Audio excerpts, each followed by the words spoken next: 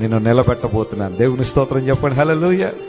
ఒకవేళ ఉదయకాల సమయంలో ఓటమి పాలయ్యావా, దుఃఖంతో ఉన్నావా, అయ్యా ఓడిపోయినట్టుగా అనిపిస్తుందండి, నా కుటుంబ పరిస్థితులు ఏం బాగాలేదు, నా పిల్లల పరిస్థితి ఏం బాగాలేదు, ఓటమి పాలవుతున్నానండి, అవమానం పడుతున్నాను, నిందలు పడుతున్నానండి, అందరూ నన్ను చూసి హేళన చేస్తున్నారండి, నేను హేళనాస్పదంగా మారిపోయానండి, అందరూ నన్ను చూసి అపహాస్యపు గీతాలు ఎత్తి పాడుతున్నారండి, పాటలు కూడా కట్టేస్తానని నా జీవితాన్ని చూసి అని బాధపడుతున్నావా?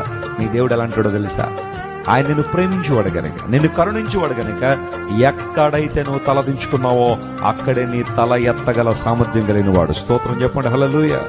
ఎక్కడైతే ఈ రోజు నువ్వు ఓడిపోయినట్టు కనబడుతున్నావో అక్కడే దేవుడు నీకు విజయాన్ని ఇవ్వడం ద్వారా నీ తల ఎత్తడం వలన తన నామాన్ని దేవుడు మహింపరుచుకుంటాడు, తన ఔన్నత్యాన్ని దేవుడు రుజువుపరుచుకుంటాడు.